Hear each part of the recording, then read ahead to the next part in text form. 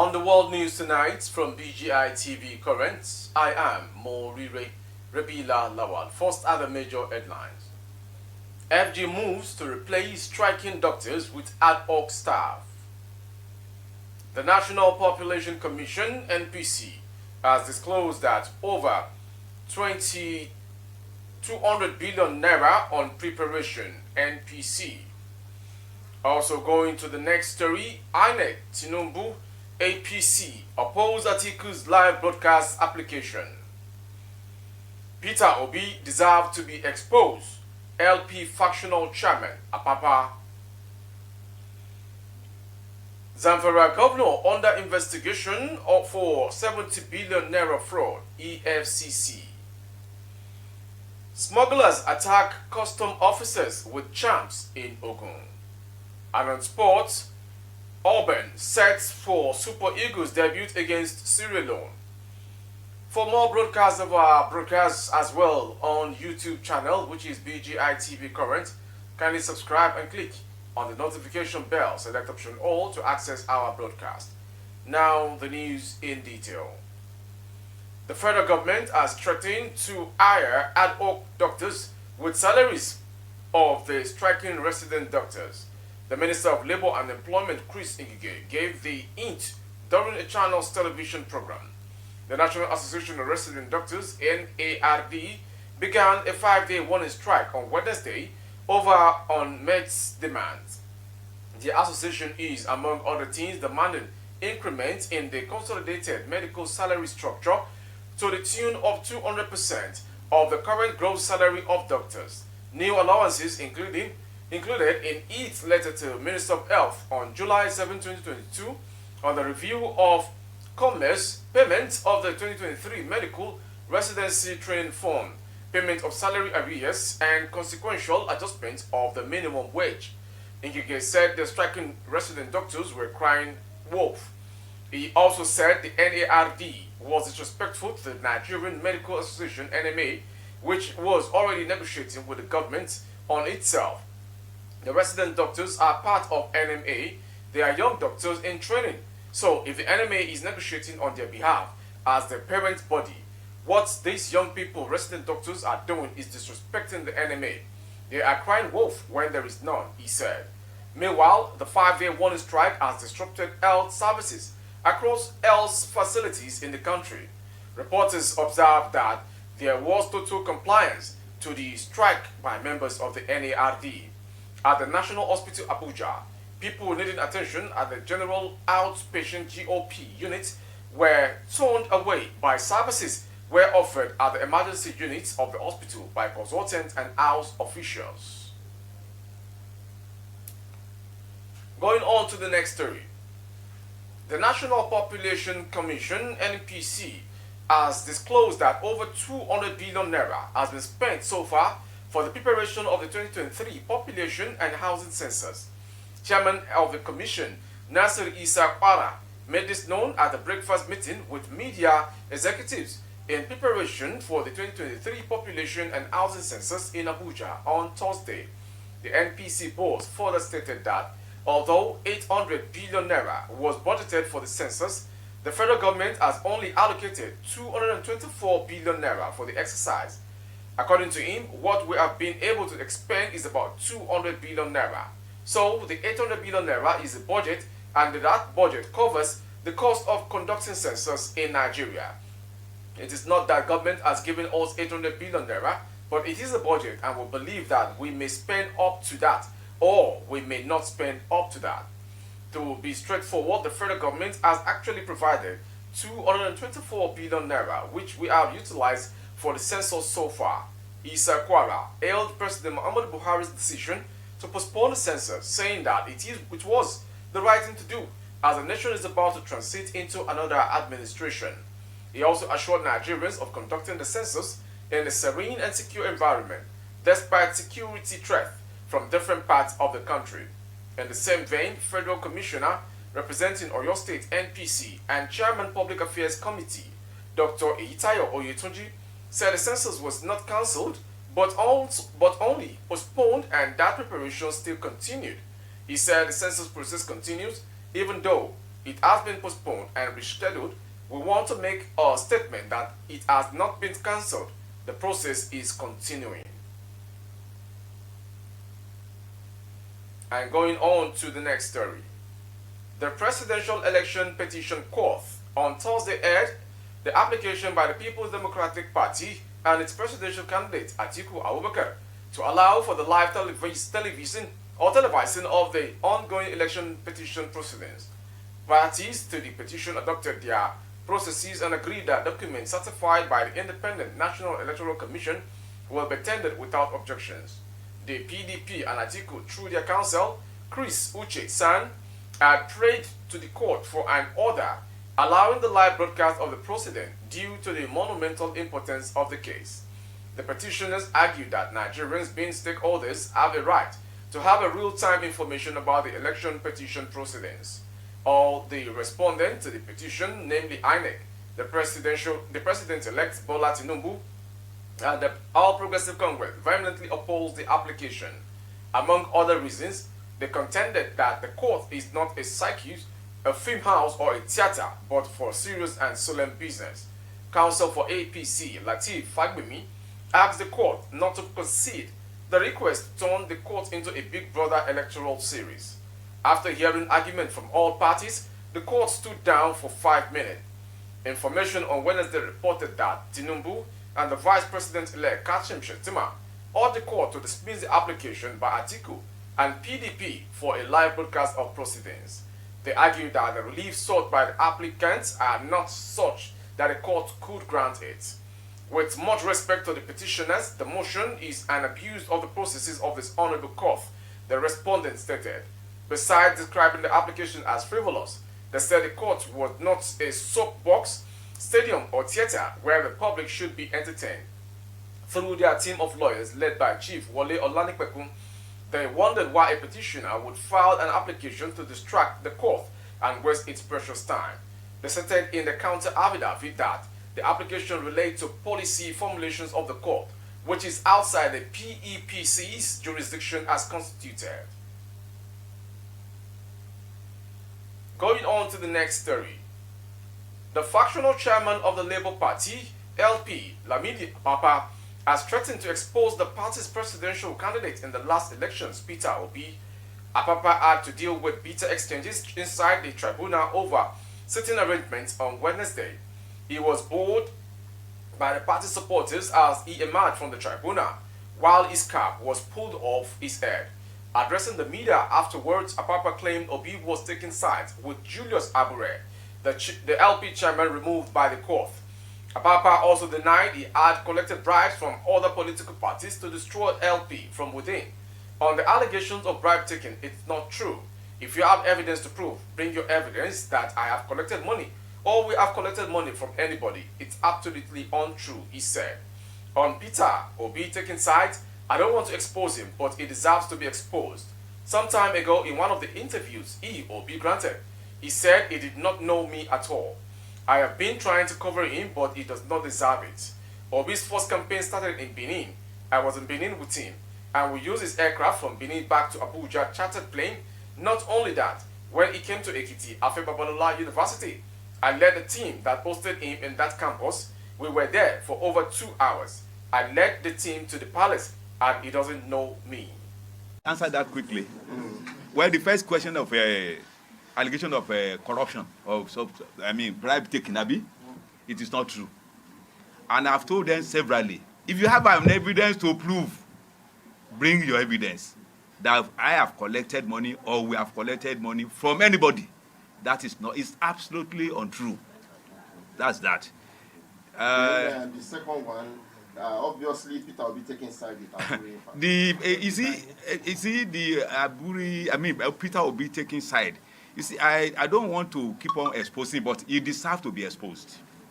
He deserves to be exposed. Some time ago, in one of the interviews he granted, he said he does not know me at all.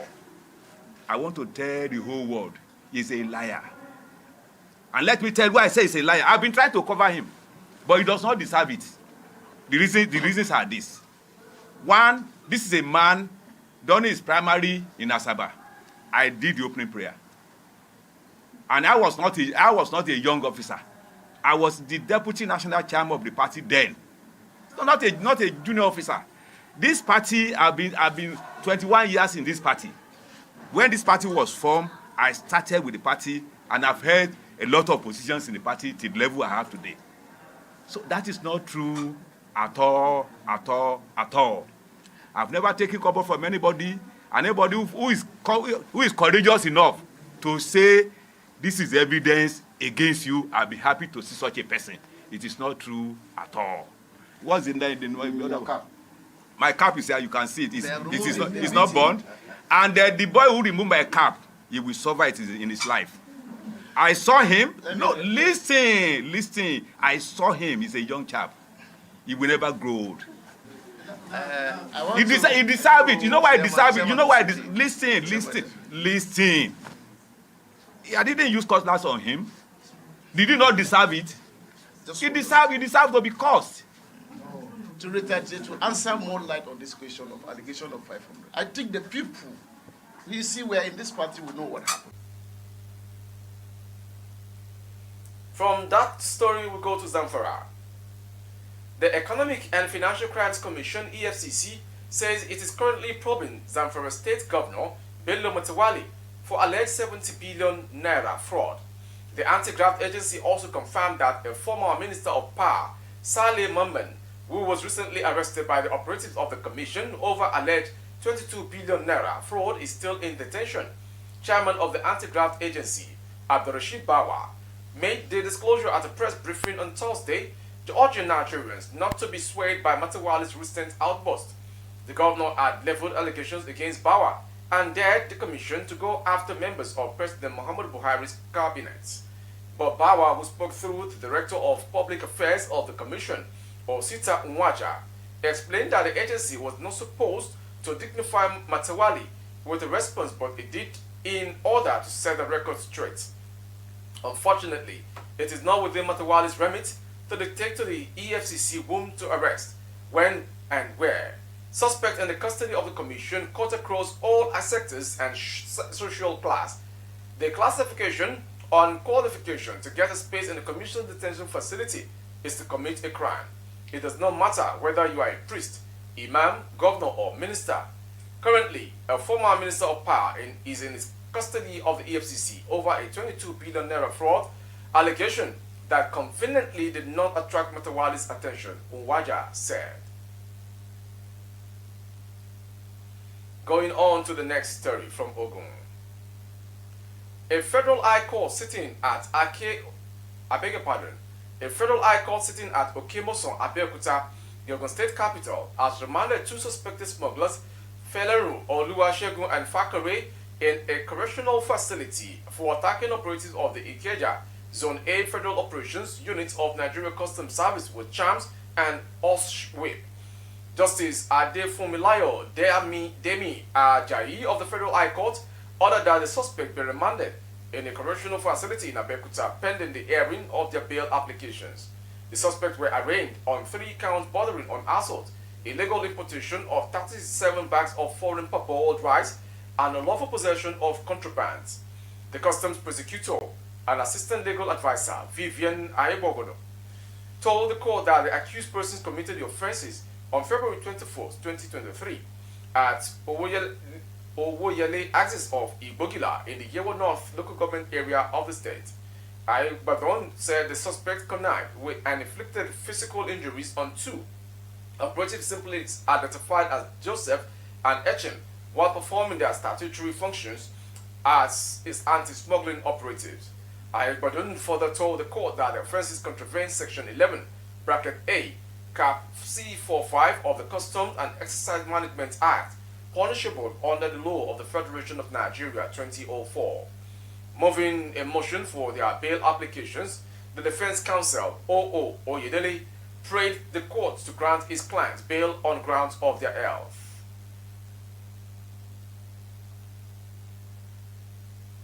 From Ogun, we go to the next story. A member of the House of Representatives representing Mangu/Boko's federal constituency in Plateau State, Solomon Meren, has alleged that in the last few months, about 200 people have been killed in his constituency by terrorists. In a statement he personally issued on Wednesday night, he appealed with the President Muhammadu Buhari to, as a matter of urgency, order security agencies to secure lives and property in the area. He lamented, "I find it expedient at this time to intimate the world on the unfortunate happenings in my constituency, Mangu Boko's federal constituency, Plateau State, in the last 2 days, where over 100 persons, most of them women and children, have been massacred and butchered in cold blood by terrorists during an overnight unprovoked attack, and their houses burned down, including foodstuffs, food banks, and cities." He noted that the killings are one among many in the constituency, where over 200 persons have been killed in the last 4 months before the month of May. According to him, the government may claim to be doing its best, but it is not good enough since it has not been able to stop the killings in years. From Plateau State, we'll go to the next story. The police command in Anambra State has said that 2 suspects have been arrested in connection with Tuesday's attack on the U.S. Consulate convoy in Ogbaru, local government area. Primarily, investigations conducted by the police revealed that 7 persons were killed in the assault. Of the 7, 3 were U.S. Consulate officials and 4 were mobile police escorts. Speaking on the development on Thursday, Anambra State Commissioner of Police, Mr. Echeng said a joint security task force comprising of police tactical teams and troops of the Nigerian Army and Navy raided the suspect hideout at Ugwa Neocha community within Ogbaru, LGA. According to him, the security operatives upon arrival met a deserted camp, and while the camp was razed down, the commissioner disclosed that 2 persons of interest have been arrested and they are under interrogations by the police. During the press briefing at the State Police Command headquarters in the state, Muabui, the commissioner also stated that the victims, 5 male officials of the U.S. Embassy and 4 armed police escorts from Lagos, were on a mission to access the impact of erosion in Ogbaru. They were in a convoy of 2 vehicles when the attack occurred. The police chief said further investigations are underway and findings will be shared with the public in due time. From Anambra State, we'll go to the foreign story. The United States government has promised to help Nigeria apprehend the killers of its officials and 2 police officers in Anambra. A gang of unknown assailants on Tuesday attacked a motorcade of 2 U.S. government vehicles in Ogbaru, local government area. The convoy was carrying 9 Nigerian nationals, 5 employees of the U.S. mission, and 4 members of the Nigeria Police Force, NPF. The delegation was traveling in advance of a planned visit to a flood response project in Anambra sponsored by the American government. A statement the consulate issued Wednesday night quoted Secretary of State Anthony Blinken, saying America does not yet know the motive for the attack and if it was targeted against the mission. The assailants killed at least 4 members of the U.S. convoy. Agencies are collaborating with Nigeria counterpart to ascertain the location and condition of victims unaccounted for. We condemn in strongest terms in this attack. We will work closely with our Nigerian law enforcement colleagues in seeking to bring those responsible to justice, Blinken promised. The U.S. said it has no greater priority than the safety and security of its personnel, expressing heartfelt condolences to the families of those killed in the attack. The statement further reaffirmed America's strong commitment to the people of Nigeria to assist in the fight against violence and insecurity the nation battling. To end the World News this hour from BGI TV, current is the sports news. KAA Giant forward Gift Urban will be invited for the Super Eagles 2023 Africa Cup of Nations qualifying fixtures against Sierra Leone next month, information reports. The Super Eagles will take on John Kester's men at yet-to-be-named venue on June 18. Urban told that is among the players already penciled down by coach Jose Pesero for the game. The 20-year-old has been in sensational form since his arrival at Gent in January. The young striker has scored 19 goals and registered 2 assists in 19 games across the competition for the club. Urban scored 18 goals in 23 games for step back in the Norwegian second tie before moving to Giants. The Super Eagles need a point against Sierra Leone to book up sport in Cote d'Ivoire 2023 for the Africa Cup of Nations proper. That sports story ends the World News this hour from BGI TV Current. Before we go, some major headlines. FG moves to replace striking doctors with ad hoc staff. The National Population Commission, NPC, has disclosed that over 200 billion naira ready for the census program. INEC Tinubu, APC, oppose Atiku's live broadcast proceedings application. Peter Obi deserves to be exposed. Labour factional chairman Apapa states. And on sport, Auburn set for Super Eagles debut against Sierra Leone for the Africa Cup of Nations at Cote d'Ivoire. For more updates of our broadcast on YouTube, our handle is BGI TV Current. Kindly subscribe and click on the notification bell, select option all to access our broadcast. On Facebook, Bagede Imo with Alawi Adebayo. Please like and follow the page. For ad replacement of your goods and services, coverage of events and functions, please dial the phone number streaming on your screen for ad replacements only. Thank you for watching. I am Morire Rabila Lawal.